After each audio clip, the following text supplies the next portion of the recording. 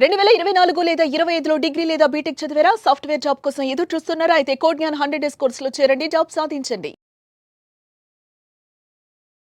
పాకిస్తాన్ ఆర్థిక రాజధానిగా చెప్పుకునేటువంటి కరాచీ నగరం కుదేలైపోయింది. కరాచీ దెబ్బతినడంతో ఆర్థిక మూలాలన్నీ కూడా పాకిస్తాన్కి పెద్ద ఎత్తున కొలాప్స్ అయినటువంటి సంకేతాలు చాలా స్పష్టంగా ఉన్నాయి. మరీ ముఖ్యంగా స్టాక్ మార్కెట్లు దెబ్బతిన్నాయి. పాకిస్తాన్ ప్రభుత్వం చివరికి ఆర్థిక సాయం కోసం సొంత పౌరులకే విజ్ఞప్తులు చేయాల్సినటువంటి నిస్సహాయ స్థితిలోకి వెళ్ళిపోయింది. అయితే కరాచీలో ఎలాంటి నష్టం జరగలేదనేటువంటి డాంబికాలు కూడా పోతున్నారు. దీనికి సమాధానంగా బలూచిస్తాన్ లిబరేషన్ ఆర్మీ కొన్ని వీడియోల్ని సోషల్ మీడియాలో వైరల్ చేసింది. అయితే ఇవన్నీ కూడా ఒరిజినల్ దృశ్యాలు కావు, పాత సంఘటనలు, పాత సందర్భాల్లో ప్రమాదాలకు సంబంధించినటువంటి దృశ్యాలను ఇప్పుడు ప్రచారం చేస్తున్నారంటూ పాకిస్తాన్ ఆర్మీ వీటిని ఖండిస్తోంది. ఒకసారి చూద్దాం బలూచిస్తాన్ ఆర్మీ ఇచ్చినటువంటి దృశ్యాలు ఏ విధంగా ఉన్నాయి. అలానే ఈ అటాక్ చేసేటువంటి క్రమంలో ఇక్కడ హెవీ లాసెస్ అని చెప్పని కరాచీ పోర్ట్ ట్రస్ట్ అనౌన్స్ చేసినట్టుగా ఇక్కడ ఒక ప్రకటన వచ్చింది. అయితే ఇది కూడా ఫేక్, తర్వాత ఈ ప్రకటనని రిమూవ్ చేశారనేటువంటి మాట చెప్తున్నారు. ఈ నేపథ్యంలోనే అక్కడ ఉన్నటువంటి బలూచ్ ఆర్మీ ఒక డ్రోన్ షాట్స్ని షేర్ చేసింది. ఈ డ్రోన్ షాట్స్ చూస్తే అర్థమవుతుంది కరాచీ పోర్ట్ ఏరియాలో భారత వైమానిక దాడి, అది ఐఎన్ఎస్ విరాట్ చేసినటువంటి ఒక దాడిలో ఏ విధమైనటువంటి ఫలితాలు అక్కడ ఉన్నాయి అనేటువంటి విషయాన్ని మనం చాలా క్లియర్గా చూడొచ్చు. పెద్ద ఎత్తున విధ్వంసం జరిగింది, చాలా క్లియర్గా కనిపిస్తుంది. కానీ ఇవి కరాచీ సన్నివేశాలు కాదు, గతంలో జరిగినటువంటి ప్రమాదానికి సంబంధించినటువంటి దృశ్యాలని ఈ విధంగా వైరల్ చేస్తున్నారని ఖండన మండనలు చేస్తోంది పాకిస్తాన్కి చెందినటువంటి సైన్యం, పాకిస్తాన్ ప్రభుత్వం. అయితే ఒక విషయం అక్కడ గమనించాల్సింది ఏంటంటే ఈ స్థాయిలో దాడి చేయడానికి కారణం ఏంటి? భారతదేశం మీద దాదాపు 400 డ్రోన్లతో పాకిస్తాన్ విరుచుకుపడేటువంటి ప్రయత్నం చేసినట్టుగా ఒక సమాచారం వస్తుంది.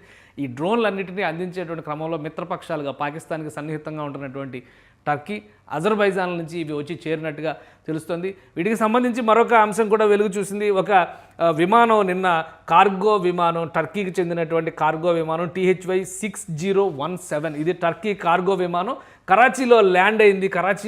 కరాచీలో ల్యాండ్ అయిన తర్వాత పాకిస్తాన్కి సంబంధించినటువంటి దాడుల పరంపర పెరిగింది అనేటువంటి సంకేతాలు ఉన్నాయి. సో వీటిని దృష్టిలో పెట్టుకొని చూస్తే కనుక ఖచ్చితంగా కరాచీకి టర్కీ నుంచి డ్రోన్లు కానీ ఆయుధ సంపత్తి కానీ సరఫరా జరిగి ఉండొచ్చు అనేటువంటి సందేహాలు ఇప్పటికీ ఉన్నాయి.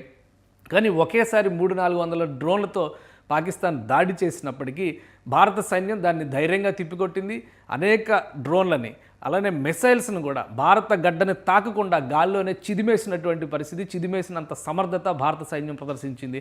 సో తాజాగా ఉన్నటువంటి పరిస్థితులు, పాకిస్తాన్ చెబుతున్నటువంటి కథలు ఇవన్నీ ఎలా ఉన్నా కానీ కరాచీ డౌన్ అనేటువంటిది క్లియర్గా కనిపిస్తున్నటువంటి సంకేతం. ఎందుకంటే కరాచీకి సంబంధించినటువంటి ప్రజెంట్ దృశ్యాలని ఎక్కడా కూడా పాకిస్తాన్ అఫీషియల్ పోర్టల్స్లో కానీ అఫీషియల్ విషయాల్లో కానీ ఎక్కడా షేర్ చేయలేదు.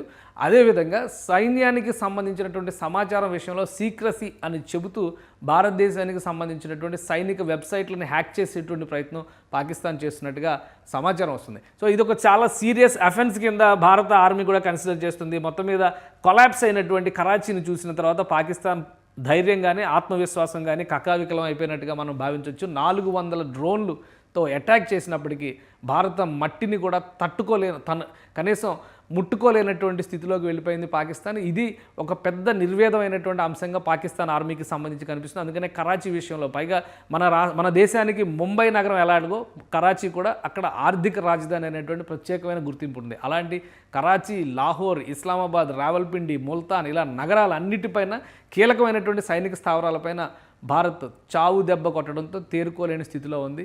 దాదాపుగా ఇప్పుడు ఒక నిర్లిప్తమైనటువంటి స్థితిలో ఉంది. కానీ కాశ్మీర్ సరిహద్దుల్లో, పంజాబ్, రాజస్థాన్ సరిహద్దుల్లో మాత్రం ఖచ్చితంగా అక్కడ అటాక్స్ జరిగేటువంటి ప్రమాదం ఉందని సంకేతాలు ఇవ్వడంతో భారత సైన్యం హై అలర్ట్తో ఉంది. ఆయా రాష్ట్రాలను అప్రమత్తం చేసింది.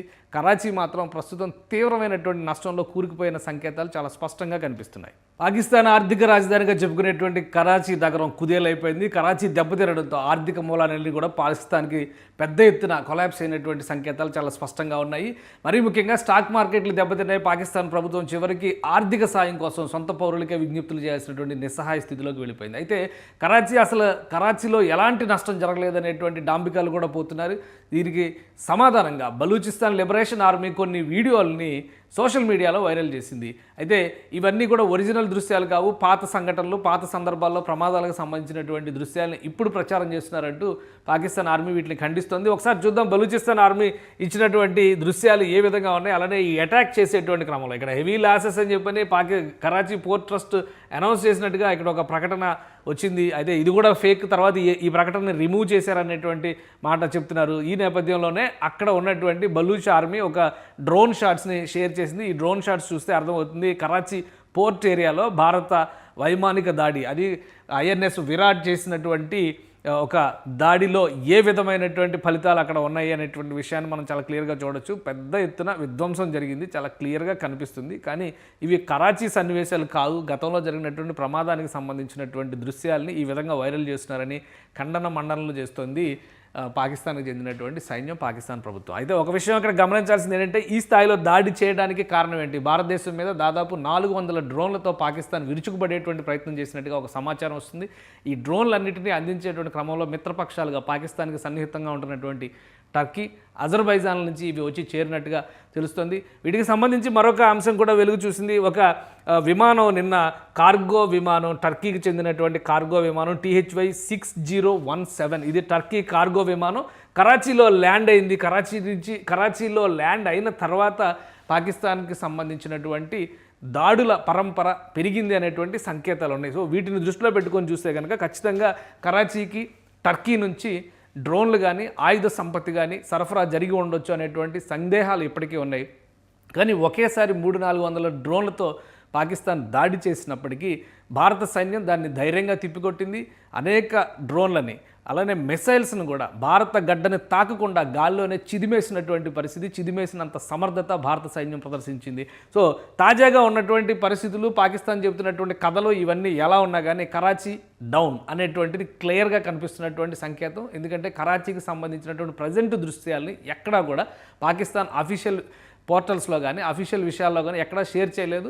అదేవిధంగా సైన్యానికి సంబంధించినటువంటి సమాచారం విషయంలో సీక్రసీ అని చెబుతూ భారతదేశానికి సంబంధించినటువంటి సైనిక వెబ్సైట్లను హ్యాక్ చేసేటువంటి ప్రయత్నం పాకిస్తాన్ చేస్తున్నట్టుగా సమాచారం వస్తుంది. సో ఇది ఒక చాలా సీరియస్ అఫెన్స్ కింద భారత ఆర్మీ కూడా కన్సిడర్ చేస్తుంది. మొత్తం మీద కొలాప్స్ అయినటువంటి కరాచీని చూసిన తర్వాత పాకిస్తాన్ ధైర్యం కానీ ఆత్మవిశ్వాసం కానీ కకావికలం అయిపోయినట్టుగా మనం భావించవచ్చు. 400 డ్రోన్లుతో అటాక్ చేసినప్పటికీ భారత మట్టిని కూడా కనీసం ముట్టుకోలేనటువంటి స్థితిలోకి వెళ్ళిపోయింది పాకిస్తాన్. ఇది ఒక పెద్ద నిర్వేదమైనటువంటి అంశంగా పాకిస్తాన్ ఆర్మీకి సంబంధించి కనిపిస్తుంది. అందుకనే కరాచీ విషయంలో, పైగా మన దేశానికి ముంబై నగరం ఎలాగో కరాచీ కూడా అక్కడ ఆర్థిక రాజధాని అనేటువంటి ప్రత్యేకమైన గుర్తింపు ఉంది. అలాంటి కరాచీ, లాహోర్, ఇస్లామాబాద్, రావల్పిండి, ముల్తాన్ ఇలా నగరాలన్నిటిపైన కీలకమైనటువంటి సైనిక స్థావరాలపైన భారత్ చావు దెబ్బ కొట్టడంతో తేరుకోలేని స్థితిలో ఉంది. దాదాపుగా ఇప్పుడు ఒక నిర్లిప్తమైనటువంటి స్థితిలో ఉంది. కానీ కాశ్మీర్ సరిహద్దుల్లో, పంజాబ్, రాజస్థాన్ సరిహద్దుల్లో మాత్రం ఖచ్చితంగా అక్కడ అటాక్స్ జరిగేటువంటి ప్రమాదం ఉందని సంకేతాలు ఇవ్వడంతో భారత సైన్యం హై అలర్ట్తో ఉంది. ఆయా రాష్ట్రాలను అప్రమత్తం చేసింది. కరాచీ మాత్రం ప్రస్తుతం తీవ్రమైనటువంటి నష్టంలో కూరుకుపోయిన సంకేతాలు చాలా స్పష్టంగా కనిపిస్తున్నాయి. సుమన్ టీవీలో మీ పర్సనల్ అండ్ బిజినెస్ ప్రమోషన్స్ కోసం కింది నెంబర్కి కాంటాక్ట్ చేయండి.